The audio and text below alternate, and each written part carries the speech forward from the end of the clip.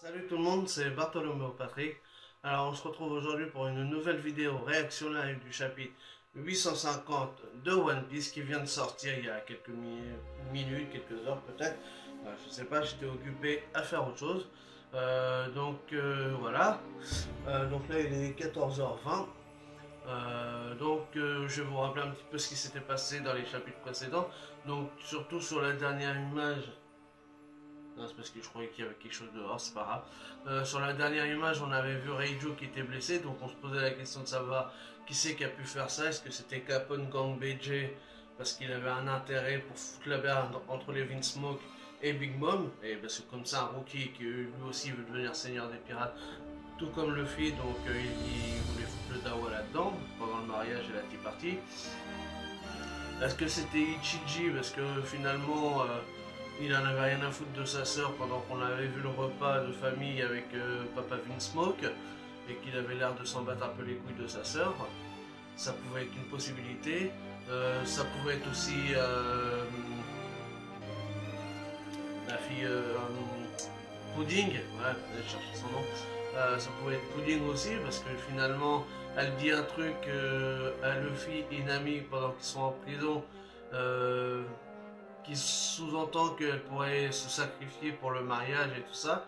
Donc voilà. Et on avait aussi un Brook qui avait réussi à s'infiltrer dans la prison pour prendre le rôle poneglyphe, enfin en tout cas faire la copie du rôle poneglyphe. Et on avait un passage avec Pedro et Tamago qui étaient sur le point de se combattre. Donc voilà pour le chapitre précédent d'il y a 15 jours. Et donc c'est parti pour le chapitre 850. Donc là je suis sur lecture en ligne scan, hein, donc la lecture du chapitre. Donc c'est lelscan.me lecture en ligne One Piece, hein, pour ceux qui veulent y aller. Donc chapitre 850, une lueur d'espoir.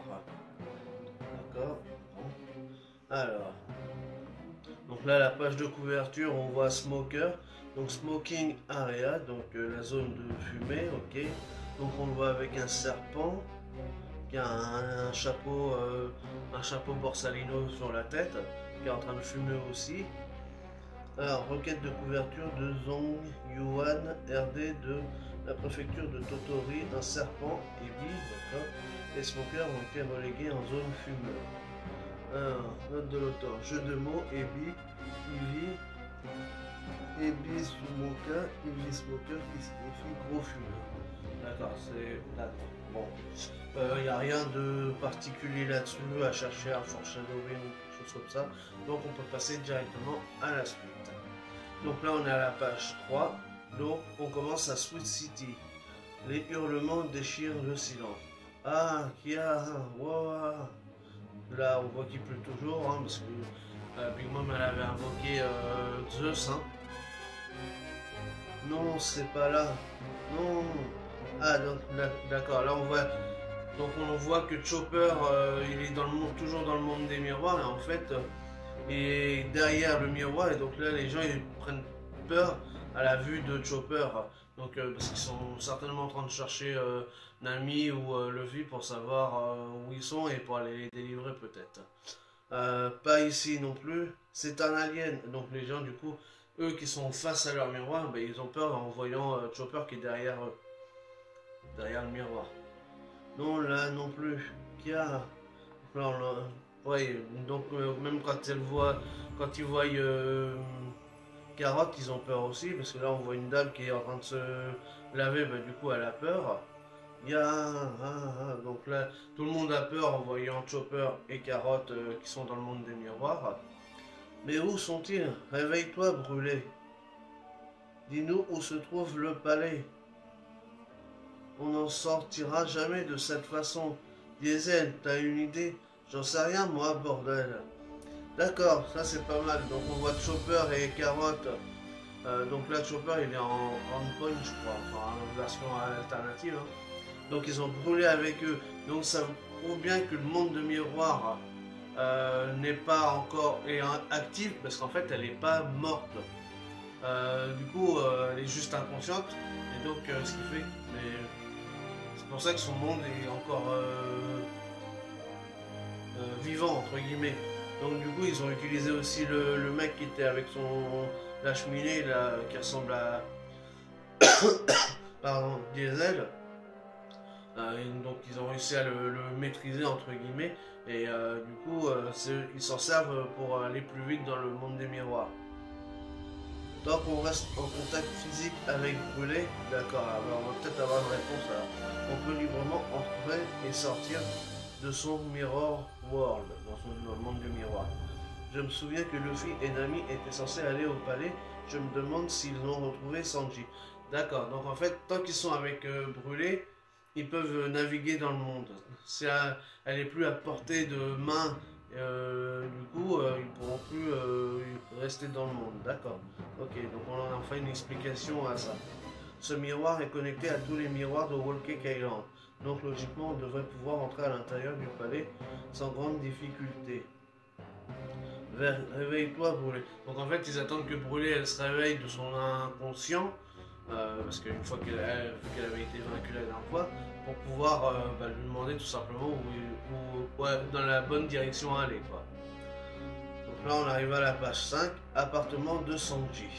Ah zut, j'ai cuisiné comme j'ai l'habitude de le faire, du coup ça donne pas un truc très original. On voit qu'il y a encore toujours des horloges sur les murs. Le temps a l'air important dans cet arc. Je suis quasi certain que Pudding ne mangerait pas un repas aussi banal. Mais qu'est-ce que je fous? Donc là, bon, on voit Sanji qui est toujours dans le love to love par rapport à Pudding, bon, toujours aussi décevant. Ah bah tant pis, si elle ne le finit pas, je mangerai le reste. Je n'arriverai jamais à finir tout ça. Tiens Sanji, prends-en. Oui, avec plaisir. Vous avez un problème? Ah oui, donc il en même temps qu'il sort de sa chambre, il y a un garde qui est devant là avec un chapeau mexicain, et donc lui il est dans son flashback au moment où il avait échangé un repas avec Pudding, et donc du coup il est dans son mode love to love, donc l'autre il se demande ce qui se passe en fait. Parce que bon, Sanji on voit qu'il a les cœurs dans les yeux et tout, et qu'il est tellement amoureux, donc bon, voilà, c'est du Sanji, donc là pour l'instant il est toujours aussi décevant. Vous allez vous balader, donc ça c'est le chapeau mexicain qui lui demande ça.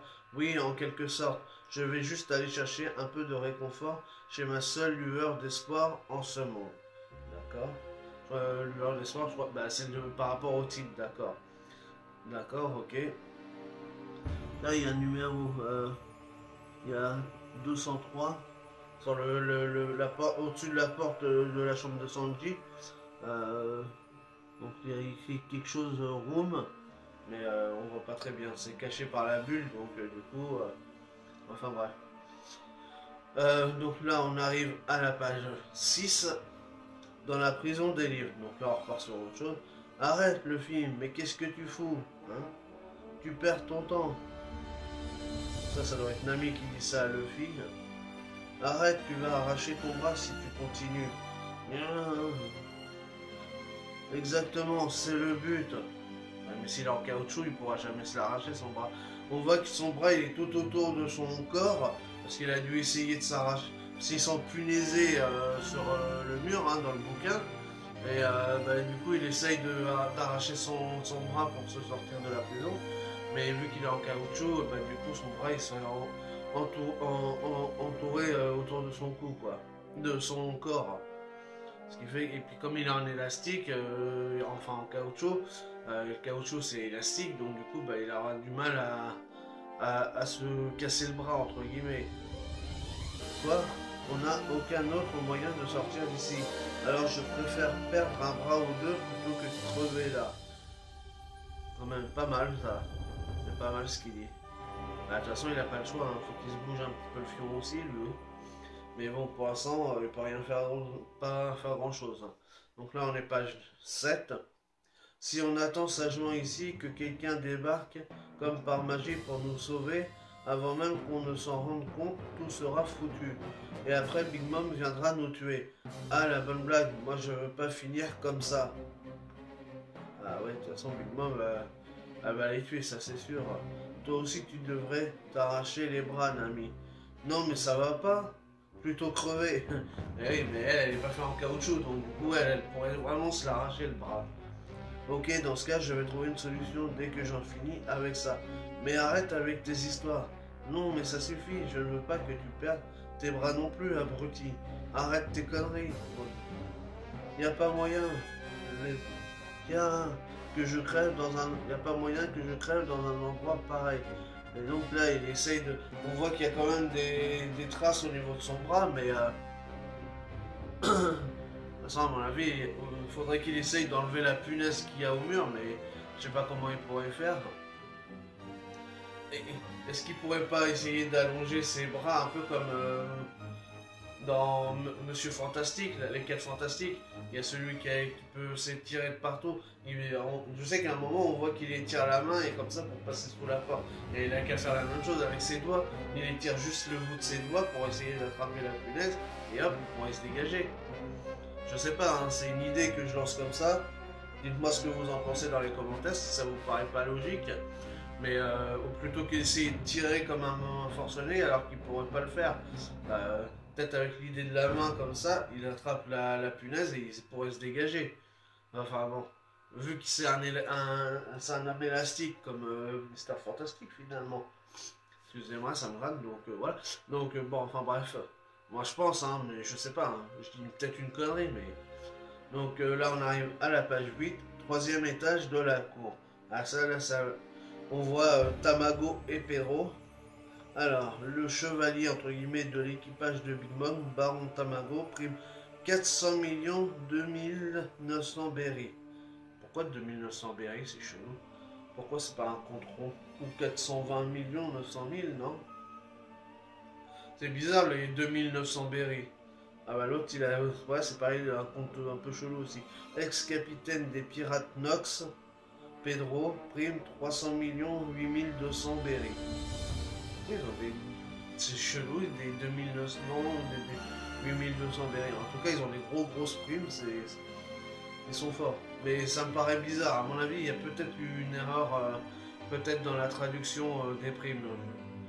Désolé hein, pour vous les gars, mais je pense que ça me paraît bizarre ces chiffres-là. Enfin bref, à vérifier. Donc là, on voit qu'il y a un combat qui s'engage entre Pedro et Tamago. Et putain, l'image, elle est magnifique, là. Le fight entre les deux, à coup d'épée. Ça fait un de ces putains de chocs. Franchement, l'image, elle est magnifique. Donc là, on arrive à la page 9. Donc là, on voit que les autres, ils assistent au combat. Donc là, ok, voltige. Donc là, Pedro, il est en train de voler, ok. Et comme, est-ce que c'est vrai que tu fais partie de l'équipage de Big Mom? Donc là, on a un petit flashback. Peut-être on va savoir un petit peu ce qui s'est passé il y a 5 ans. Et voir un petit peu le combat qu'il y avait eu entre Pedro et Tamago il y a 5 ans. Et comprendre comment ils ont perdu leur œil chacun. Et par rapport à Pecoms aussi. Pedro Aniki et Zeppo Aniki. Donc là, on a un mec qui s'appelle Zeppo qui est avec Pedro. Il ressemble à Beppo. C'est peut-être le père ou le frère de Beppo. Bah, je sais pas, c'est une espèce d'ours. Donc peut-être que c'est quelqu'un de la famille à Beppo, à Bipou. À Bipou, comme dirait le doc. Petit clin d'œil à lui. Cette fois, tu ne t'en sortiras pas avec juste un œil en moins. Ok, donc là il y a un... Ok, là on voit qu'ils sont en combat.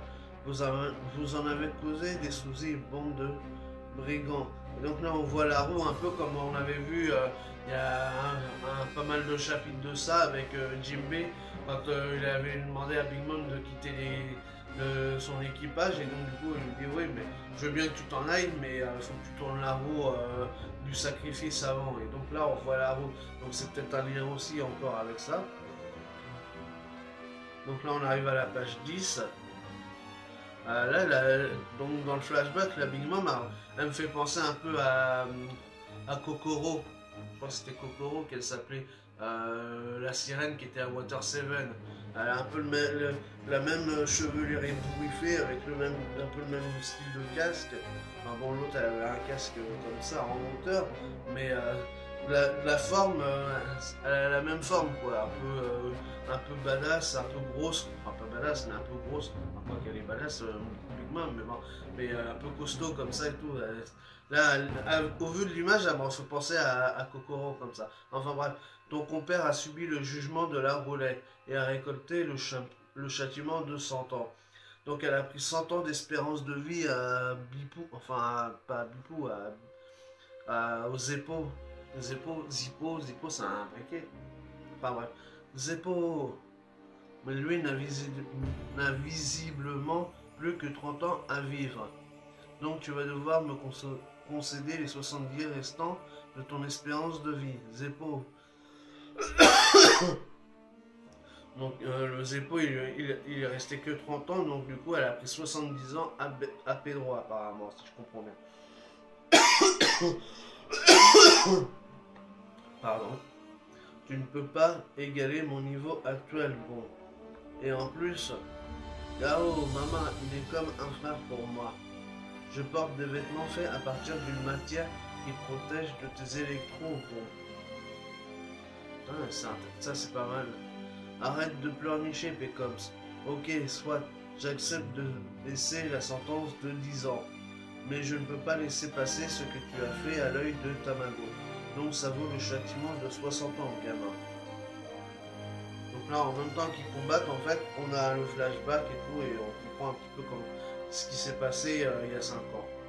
Donc là, on arrive à la page 11, et ça, on va le retrouver dans un instant sur la deuxième partie de cette réaction-là. Allez, à tout de suite.